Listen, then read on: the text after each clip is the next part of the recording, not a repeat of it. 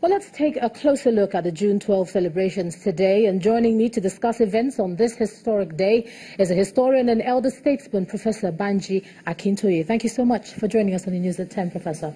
Thank you. It was such an emotional day for so many reasons, particularly when Hafsat Abiola spoke. There were a lot of, many eyes were not dry in the room. How do you react to this honor today? I think it's a wonderful thing to happen. It's for all Nigerians, not just the Southwest. But it needs to be added that we in the Southwest have never given up celebrating June 12. We have never, since 1993. And we had hoped that Nigeria will finally see the injustice in what was done on that day and rectify it. So we're grateful that President Buhari has taken the step to rectify it. It's been long overdue, but it's better that it has now come. So for you, is this closure? I mean, does this put an end to the acrimony that was associated with June 12th? No, it doesn't, because a very strange precedent was created that can be repeated in the future. The idea of annulling an election in which the people had voted massively and peacefully, and giving no reason for it, no real reason, lives on the records of our country a terrible stain that can re-emerge someday. You can have a situation, either a repeat of what happened or a repeat of the reverse, which is that somebody who thinks he has the power could declare a loser in an election actually the winner. In short, we in this country have to find some way to remove this stain from the records of our history, of our land. And speaking about that, let me draw your attention to what the son of Gani Fawemi had said, Mohammed Fawemi, at that event today. He asked all politicians to accept defeat in good faith instead of turning to hate. So, I mean, do you think that advice is going to be taken, seeing that we're moving into 2019? No, I don't think we who are relations and friends and supporters of MKO hate anybody. We don't hate anybody. It's not a question of hate.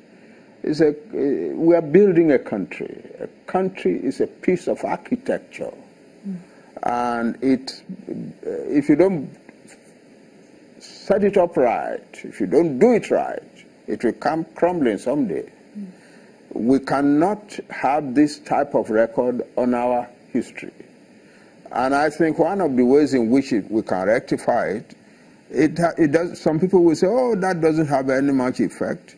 I think we should include Abiola's name on the list of our former presidents. That will go somewhere. It will show that, in fact, nobody can annul a Nigerian election. Nobody can handle it the way it was handled in 1993. Yeah.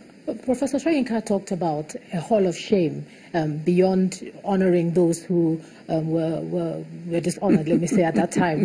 What do you think about that?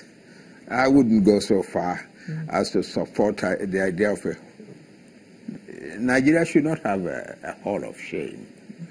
But Nigeria needs to make the point very clearly. Someday, a resolution of the National Assembly, some sort of powerful statement that totally rejects what happened in 1993, June 12, the annulment of the election, and establishes that this will never be done in the future in our country. But is the apology not enough? Because that apology by the president to the Abiola family was a significant moment today, and then you saw the apology from Hafsat as well. The apology was good. Yeah. It is welcome, but including MKO's name on the list of former presidents of Nigeria would go a longer way than a mere apology. Would go a longer way. Yeah. Finally, now, before we go, there has been criticism of this administration in terms of the why, the timing, why now, and the motive. Even though on a day like this we remember June 12 fondly, what advice would you give to the administration? People say, oh, this was done because the elections are coming and the president is looking for electoral support and so on. Why not? That's how politicians behave in every country in the world. The important thing, however, is that President Buhari needs to recognize that this doesn't remove a whole lot of grievances in the land. People are still being killed in this country. Our country is being governed by a system that rejects the nature of our country. Nigeria cannot be governed by a unitary system of government. People gather in Abuja and make decisions for every part of Nigeria. It won't work. It's not working, and it will never work. And if it is not rectified, the anger and bitterness that could develop from it can break up this country. We need to be very careful about that. And Buhari is in a position to do it if he would do it. If he would do it, he would. A lot of us who now reject him totally may, in fact, turn around and begin to look at him favorably again. All right, historian and elder statesman Professor Banji Akintoye, thanks for sharing your thoughts on a historic day like this on the news at 10 tonight. Thank you.